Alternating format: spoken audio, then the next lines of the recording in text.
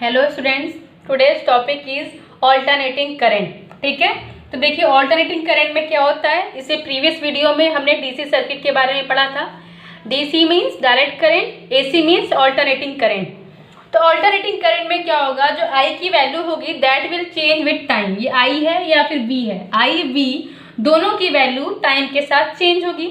तो इसके लिए हमने क्या किया था, हमारा जो एसी जनरेटर में हमें फॉर्मूला मिला था या फिर जो आपका एसी फॉर्म में जो आपका वोल्टेज होगा या ईएमएफ होगा that will be EMF E will be equal to E M sine omega T. इस फॉर्म में हमें इक्वेशन मिला था। या फिर E M means maximum value of E, इसको आपका पीक वैल्यू भी कहते हैं। जैसे आपका ये आई मानिए, इसकी जो मैक्सिमम वैल्यू है इसको आपका पीक वैल्यू या फिर मैक्सिमम वैल्यू भी कहते हैं। पीक वैल्यू है, इसको आई नॉट से भी इंडिकेट करते हैं, इसको आई एम भी कहते हैं, मैक्सिमम वैल्यू ऑफ आई। ठीक है, then E M F E will be equal to E M sine omega T और E naught sine omega T. E M और ई नॉट दोनों सेम है, मैं दोनों ही आपको लेकर चल रही हूँ क्योंकि एग्जाम में ये किसी भी टर्म में पूछ सकते हैं या फिर किसी हर बुक में हो सकता है किसी में ई एम से इसको इंडिकेट किया गया हो, किसी में ई नॉट से इंडिकेट किया गया हो। तो आपको कंफ्यूज नहीं होना है, दोनों ही सेम चीज़ है। ठीक है, एंड वोल्टेज वी, तो जब आपका ई एम एफ सिस्टम है तो आपका वोल्टेज वी भी वेरी करेगा and then V will be equal to V M sine omega T और V naught sine omega T and I equal to I M sine omega T और I naught sine omega T. तो आपको वैसे भी पता है कि जब वेव फॉर्म होता है तो वेव फॉर्म में जो आपका ये साइन या कॉस के बाहर जो कांस्टेंट टर्म होता है ये आपका एम्पलीट्यूड होता है और ये मैक्सिमम डिस्प्लेसमेंट मतलब मैक्सिमम वैल्यू होता है या फिर पीक वैल्यू होता है। तो यहाँ पे आई नॉट या वी नॉट या आई एम और वी एम क्या है, ये पीक वैल्यू है। I naught is the peak value or maximum value of I and V naught is the maximum value or peak value of V। ठीक है, ये maximum value है I और V की। I की मैक्सिमम वैल्यू है IM, V की maximum value है VM। ठीक है, अब यहाँ पे V और I का एक एवरेज वैल्यू और एक RMS वैल्यू भी होता है। तो VRMS means root mean square voltage. VRMS is root mean, RMS root mean square voltage. This voltage will be equal to V naught by under root 2 and V average value of voltage, ये आपका जो V है इसका root mean square value होगा V not या VM by under root 2 या फिर अगर इस पूरे साइकिल के लिए अगर एवरेज वैल्यू होगा that V average will be equal to 2 V not by pi, 2 V not by pi. ये वैल्यूज कैसे आएंगी, ये आपका मैथमेटिकल कैलकुलेशन है जो आपको नोट्स में दिया गया है। एग्जाम में इसका कैलकुलेशन पार्ट नहीं आता है, इसका बहुत ही सिर्फ और सिर्फ जो फॉर्मूला है वो आपको माइंड में होना चाहिए कि आपका V का एवरेज वैल्यू या I का एवरेज वैल्यू कितना होगा या फिर इनका RMS वैल्यू कितना होगा। तो एवरेज वैल्यू और RMS वैल्यू दोनों की डिपेंडेंसी किस पे है, आपकी पीक वैल्यू पे। तो पीक वैल्यू तो आपको पता रहेगी, देखिए फॉर्मूला है, ये फॉर्मूले से ही आपको पता है VM और IM की वैल्यू क्या है और VM और IM की जो भी वैल्यू है उसके हिसाब से इनका RMS और एवरेज वैल्यू को फाइंड आउट किया जा सकता है। VRMS is equal to peak value V not divided by under root 2। Similarly IRMS is equal to peak value of I not divided by under root 2 and average के लिए भी similarly formula है आपका। देखिए अगर आप एक फॉर्मूला याद रखें दूसरे को दोनों ही ध्यान रहेगा, दोनों सिमिलर ही हैं V और I का। ठीक है, and V average is equal to 2 V not by pi and I average equal to 2 I not by pi. यहाँ पे V नॉट या I नॉट क्या है, ये आपका पीक वैल्यू है या फिर मैक्सिमम वैल्यू VM और IM है। ठीक है, तो ये आपको इस तरह की इक्वेशन याद रखना है कि इसमें ये चीज़ें टर्म्स क्या आपको इंडिकेट कर रही हैं। नेक्स्ट आता है impedance. So what is impedance? Impedance आपका Z से इंडिकेट होता है and impedance is the total hindrance offered by a circuit to flow of AC current. कोई सर्किट है उसमें AC करंट फ्लो हो रहा है, AC करंट फ्लो होने में जो टोटल रेजिस्टेंस आपका होता है सर्किट का, जो total hindrance offered by circuit होता है that is known as impedance Z। आपका अगर सर्किट में सिर्फ रजिस्टर है तो उसमें आपका इम्पिडेंस कितना होगा, रेजिस्टेंस R के इक्वल होगा। सर्किट में आपका रजिस्टर भी है और आपका कैपेसिटर भी। आप देखिए हिंड्रेंस कौन कौन आपका प्रोवाइड करते हैं सर्किट में, या तो रजिस्टर होता है या कैपेसिटर होता है फिर इंडक्टर। ये तीन तरह के रजिस्टेंस आपने पढ़े हुए हैं। ठीक है, रजिस्टर, कैपेसिटर एंड इंडक्टर। तो register R, capacitor C and आपका इंडक्टर R, ये इंडक्टर L। तो R, L और C तीनों मिलकर तीनों मिलकर जो टोटल आपका सर्किट में जो हिंड्रेंस होता है एसी के फ्लो में, एसी करंट अल्टरनेटिंग करंट के फ्लो में जो टोटल सर्किट द्वारा आपका जो भी रुकावट उसके फ्लो में लाई जाती है, that is known as impedance and it is indicated as Z. तो आपका देखिए जैसे ओम्स लॉ से आपको फॉर्मूला मिला था V = IR, तो वहाँ पे सिर्फ आपका रजिस्टर था, लेकिन अब हमारा रजिस्टर किस में कन्वर्ट हो गया, इम्पिडेंस जेड में है। तो जैसे R = V/I होता है, similarly impedance Z will be equal to V/R। Impedance Z will be equal to V/R। तो इम्पिडेंस जो जेड है वो आपका जो R होता है ना, R के ही सिमिलर है, रजिस्टर के ही सिमिलर है। जैसे रजिस्टर आपका बैरियर होता है सर्किट में, वैसे ही जेड आपका क्या होता है, बैरियर की तरह काम करता है। लेकिन अब यहाँ पे आपको ध्यान रखना है कि इम्पिडेंस आपका AC के केस में होता है कि AC फ्लो सर्किट में क्या फ्लो हो रहा है, ऑल्टरनेट करंट फ्लो हो रही है। तो अल्टरनेटिंग करंट के फ्लो में जो भी आपका सर्किट हिंड्रेंस प्रोवाइड करता है, that is known as impedance, that overall resistance is known as impedance Z and is equal to V/I। V/I या फिर VM/IM हो जाएगा। VM/IM कैसे हो जाएगा, VM/IM, V will be equal to, यहाँ पे ध्यान रखना, यहाँ पे V और I क्या है, V is equal to VM sin omega t and I will be equal to IM sin omega t, then sin omega t will be cancel out, then it will be equal to VM/IM। Okay, now next is reactance. Register का resistance होता है ऐसे ही जैसे मैं आपको बताया था capacitor का कैपेसिटेंस और आपका इंडक्टर का इंडक्टेंस होता है, L होता है, ठीक है। लेकिन जो रजिस्टर जो आपका हिंड्रेंस प्रोवाइड करता है, that is known as resistance, और आपका इंडक्टर, कैपेसिटर और रजिस्टर तीनों मिलकर जो हिंड्रेंस प्रोवाइड करते हैं, that is known as impedance. और जो आपका इंडक्टर L और कैपेसिटर C जो इंडिविजुअल जो हिंड्रेंस प्रोवाइड करते हैं सर्किट में, that is known as reactance, that is known as reactance. What is reactance? Reactance is the hindrance offered by inductor L and capacitor C। Hindrance offered by inductor L and capacitor C। Inductor L और capacitor C जो resistance provide करते हैं, that is known as reactance. उनको specific नाम दिया गया है reactance, ठीक है। तो आपका L का इंडक्टर का रिएक्टेंस XL से रिप्रेजेंट करते हैं and this value will be equal to omega L। Omega is, what is omega? Omega is angular frequency. Here omega is angular frequency and Xc is the reactance offered by capacitor. XL reactance offered by inductor and Xc reactance offered by capacitor C, and this Xc will be equal to 1 by omega C. Omega is angular frequency and C is the capacitance. यहाँ पे भी देखिए L is inductance of inductor. तो इस तरीके से आपके circuit हो गए। अब आपके सर्किट का अरेंजमेंट होगा। इसमें सर्किट के अरेंजमेंट में सबसे मोस्ट इंपॉर्टेंट है LCR सर्किट। L इंडक्टर भी है सर्किट में, कैपेसिटर भी है और आपका रजिस्टर R भी है। और आपका सोर्स कैसा है? अब यहाँ पर आपका सोर्स AC नहीं है, यहाँ पर आपका सोर्स क्या है, सॉरी सोर्स DC नहीं है, यहाँ पे सोर्स AC यूज हुआ है। इससे पहले तक जो हमने सर्किट डायग्राम बनाए हैं उसमें हमने हमारे सोर्स को लिया है बैटरी या फिर सेल। बैटरी और सेल के केस में जो आपको करंट मिलता है वो क्या होता है, DC होता है। लेकिन अब हमारा क्या होगा, सर्किट में जो हमारा सोर्स होगा दैट विल बी AC। ये देखिए AC आपका बैटरी का सिंबल या सेल का सिंबल, सेल का सिंबल ये होता है, बैटरी में क्या होता है, नंबर ऑफ सेल्स हो जाते हैं आपके, ठीक है। अब वो आपका, लेकिन अब इससे जो करंट आपको मिलता था दैट वाज DC। अब यहाँ पे हमारे पास कैसे करंट AC है, तो AC करंट चाहिए तो उसके लिए सोर्स भी तो AC होना चाहिए। तो ये हमारा मान लीजिए कोई AC जनरेटर या फिर ऐसा सोर्स है जिससे हमें AC मिलता है, ठीक है। तो AC को इस तरीके से इंडिकेट किया था, आपका ये है AC सोर्स को इस तरीके से रिप्रेजेंट करते हैं। ये क्यों साइन है, ये आपका जो साइनसॉइडल वेव मिलता है ना, वेरी करता है आपका I और V का वैल्यू, इसको रिप्रेजेंट करता है, ये आपके AC सोर्स को रिप्रेजेंट करता है। और यहाँ पर जो आपका voltage V will be equal to VM sine omega t, इसी को रिप्रेजेंट करता है। ये क्या रिप्रेजेंट कर रहा है, your V is equal to VM sine omega T.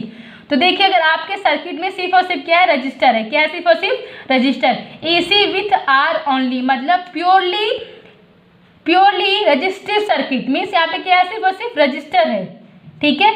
आपका इंडक्टर या फिर कैपेसिटर नहीं है, सर्किट में सिर्फ और सिर्फ एक रजिस्टर है और आपका सोर्स क्या है, AC है। अब देखिए इस केस में क्या हो जाएगा, इस केस में आपका V will be equal to VM sin omega t and I is equal to IM sin omega t। और सर्किट में क्योंकि सिर्फ आपका रजिस्टर है, एल और सी तो है ही नहीं, तो टोटल इम्पीडेंस क्या होता है, आर, एल और सी तीनों मिलकर जो आपका रेजिस्टेंस प्रोवाइड करते हैं। तो क्योंकि यहाँ पे सी और एल तो है ही नहीं, तो रेजिस्टेंस सिर्फ और सिर्फ आर का है, तो सर्किट का impedance Z will be equal to R. ठीक है, अब यहाँ पे देखिए आपका वी और आई के बीच में कोई फेज चेंज नहीं है, फेज डिफरेंस नहीं है, तो वी और आई मीन्स वोल्टेज और करंट आई दोनों ही आपके क्या है, सेम फेज में है। वी और आई सेम फेज में होने का मतलब क्या, दोनों का डायरेक्शन सेम है। वी और आई का डायरेक्शन क्या है आपका, सेम है, दोनों ही सेम फेज में है। और नेक्स्ट देखिए आपका AC विथ एल ओनली, मतलब सर्किट में क्या है, सिर्फ और सिर्फ आपका इंडक्टर है और जिसका इंडक्टेंस क्या एल है। सर्किट में सिर्फ और सिर्फ क्या आपका इंडक्टर है, और आपका यहाँ पे V ये सोर्स है, सोर्स का V क्या होगा, V will be equal to Vm sine omega t, V will be equal to Vm sine omega T. और आपका I के लिए जब वैल्यू निकालेंगे तो देखिए डेरिवेशन में यहाँ नहीं करा रही हूँ, डेरिवेशन आपको नोट्स में कराया गया है, वो बहुत ही कॉमन है।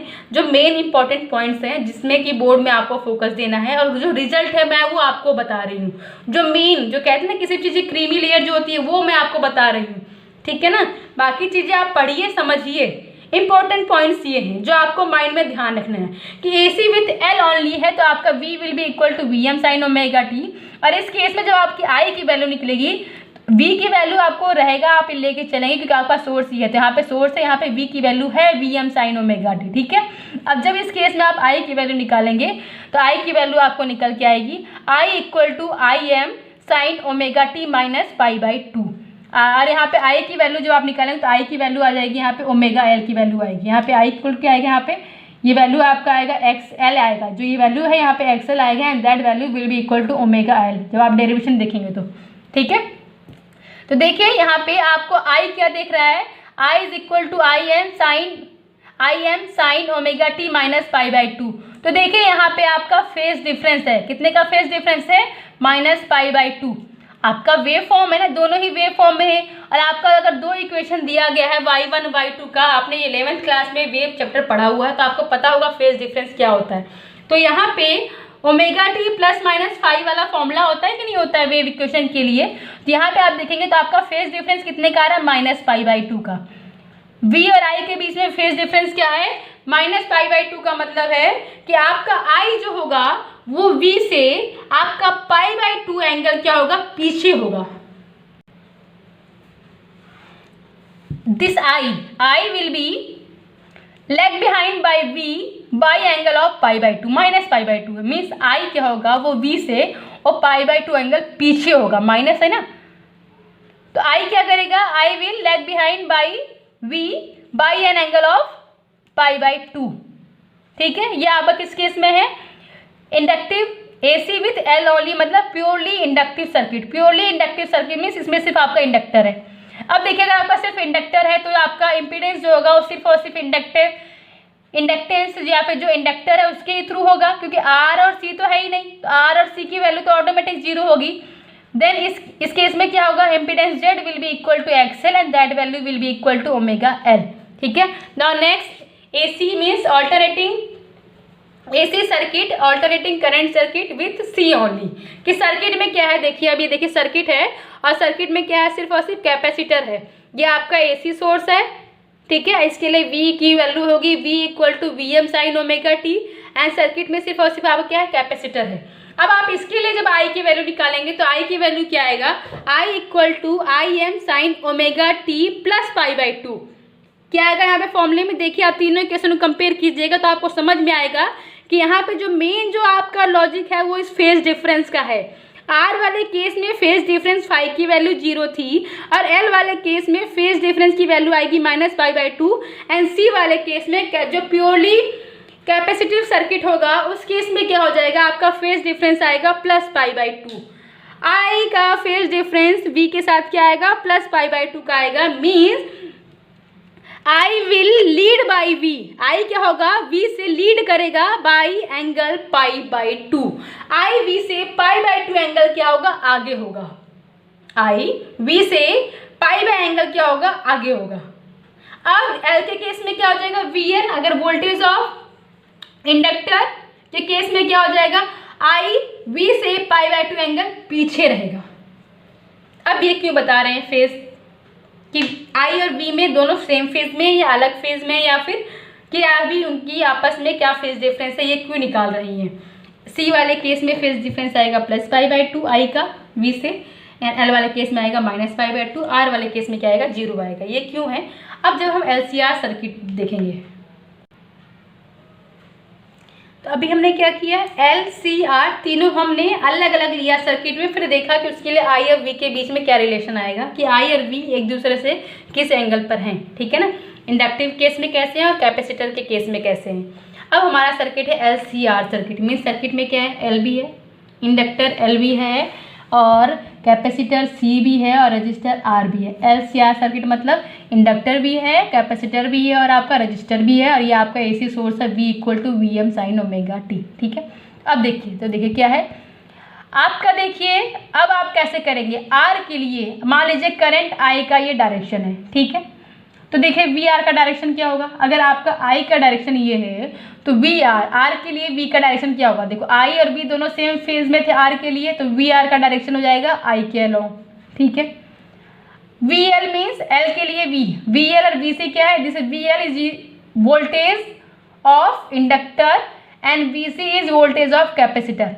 वोल्टेज ऑफ इंडक्टर VL क्या है, I से π/2 एंगल आगे है ना, देखिए I V से π/2 एंगल पीछे था, या तो आपका ये I V से π/2 एंगल पीछे है, या फिर VL I से π/2 एंगल आगे है। तो ये देखिए VL और I के बीच में एंगल क्या है, +π/2 का हो गया, तो ये आ गया, ठीक है। ये I VL से π/2 एंगल पीछे है, ठीक है। थर्ड लीजिए कैपेसिटर केस में, VC के केस में क्या हो जाएगा, VC के केस में I VC से π/2 एंगल आगे है, तो ये आपका VC के लिए हो गया। देखिए ये VC, I और VC का डायग्राम ये हो गया है, VL और I के लिए ये हो गया है, और VR और IR तो सेम, VR और I क्या है सेम ही एंगल फेज डिफरेंस पे है, उनके बीच में फेज डिफरेंस क्या 0 है, दोनों का सेम डायरेक्शन है, तो ये हो गया, ठीक है। तो ये VR हो गया, ये VL हो गया, ये VC हो गया। अब इसका जो रिजल्टेंट V होगा, है ना, आपने वेक्टर पढ़ा हुआ है, ठीक है। रिजल्टेंट वेक्टर VZ कहें या फिर V मानिए, Z क्यों करें, टोटल रेजिस्टेंस या टोटल रेजिस्टेंस को हम इम्पीडेंस Z से इंडिकेट करते हैं, या फिर कहिए टोटल वोल्टेज या net voltage of this LCR circuit will B VZ, और या फिर V लीजिए, ठीक है। And now that resultant R, ये रिजल्टेंट हो गया। अब इसका ये कंपोनेंट क्या है, VR है, ये टर्म क्या है, VR है। अब ये कंपोनेंट कितना होगा, तो इसकी जो वैल्यू होगी, ये टोटल V है, ये टोटल क्या है V है, तो इसका में से V के अपोजिट क्या है VL है, तो यहाँ से VC में से VL, ये वाला पार्ट क्या करेंगे, VL को माइनस कर देंगे, जो टोटल V है और ये वैल्यू जो यहाँ तक V है, VL है, VC है, टोटल कितना, ये VC है, और VL के इक्वल जो पार्ट होगा वो हटा देंगे, जो यहाँ का पार्ट बचेगा that will B VC - VL this. तो ये इन दोनों का ही रिजल्टेंट होगा, तो यहाँ से VZ की वैल्यू आ जाएगा VZ², देखिए जो आपका रिजल्टेंट के लिए फॉर्मूला होता है, VZ² will be equal to VR² + VC - VL whole square, ठीक है। VZ², ठीक है, रिजल्टेंट का square will be equal to R के स्क्वायर इक्वल टू क्या होता है, A² + B² + 2AB cos theta वाला फॉर्मूला पढ़ा हुआ है ना, तो सेम वही चीज़ आपका अप्लाई हो रहा है। देन यहाँ से VZ² will be equal to VR² + VC - VL whole square, ठीक है। एंड जो VC - VL होल स्क्वायर आएगा, तो देखिए V इक्वल टू फॉर्मूला क्या होता है, IR means current into resistance. तो टोटल सर्किट के लिए मान लीजिए करंट हो गया I² into total circuit, total AC circuit के लिए रजिस्टेंस क्या होता है, उसको नया नाम दिया गया impedance Z। Then total circuit के लिए क्या हो जाएगा, I² Z² will be equal to, resistor case में I² R² प्लस, अब इन दोनों में देखिए आपका I² कॉमन हो जाएगा ना, रजिस्टेंस ऑफ कैपेसिटर, ये आपका क्या होता है, कैपेसिटर के रेजिस्टेंस को क्या कहते हैं, XC मीन्स रिएक्टेंस, इसको XC से रिप्रेजेंट करते हैं, इसको नेम क्या कहते हैं आपका reactance, XC - XL whole square, ये वैल्यू पुट कर दिया गया, ठीक है। VC will be equal to IXC and VL will be equal to IXL and VR will be equal to IR and total for circuit, total V for circuit will be equal to IZ, ये values put कर दिया गया। अब ये दोनों तरफ left side and right side में I की वैल्यू को कैंसिल आउट कर देंगे, तो इस फॉर्मूले से आपका टोटल इम्पीडेंस Z के लिए वैल्यू आ जाएगा Z equal to √R² + XC - XL whole square, क्या आ जाएगा, Z equal to √R² + XC - XL whole square. Means total hindrance offered by the circuit Z will be equal to under root R square resistance का square plus XC minus XL whole square. XC क्या है? Resistance of capacitor, XL resistance of inductor and R तो आपका resistance of register है ही है। तो जो आपका रेजिस्टेंस ऑफ कैपेसिटर एक्सी है इसको कहते हैं रिएक्टेंस, रेजिस्टेंस ऑफ आपका इंडक्टर है इसको कहते हैं एक्सएल, इसको नाम देते हैं रिएक्टेंस। क्या बोलते हैं? XC is the reactance of capacitor and XL is the reactance of inductor. इस तरीके से आपका फॉर्मूला आ गया है जेड के लिए कि Z will be equal to under root R square plus XC minus XL whole square. आप इस एलसीआर सर्किट का पावर निकालेंगे देन एवरेज पावर के लिए फॉर्मूला आपका आएगा P average equal to V R M S I R M S cos phi. P average equal to V R M S I R M S cos phi. यहाँ पे जो cos five term है इसकी value होती है R by Z means resistance upon impedance.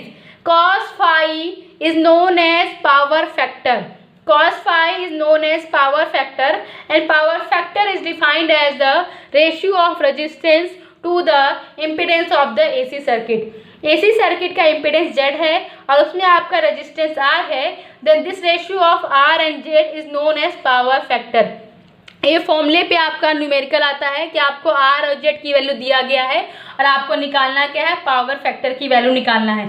Z की value भी निकालने के लिए आता है इस फॉर्मूले पे बेस। आपको एल सी ओमेगा और आर की वैल्यू दी होती है, तो आप अगर आपको एक्स सी इक्वल टू क्या होता है? 1 बाई ओमेगा सी होता है। एक्स सी की वैल्यू क्या होता है? 1 बाई ओमेगा सी होता है।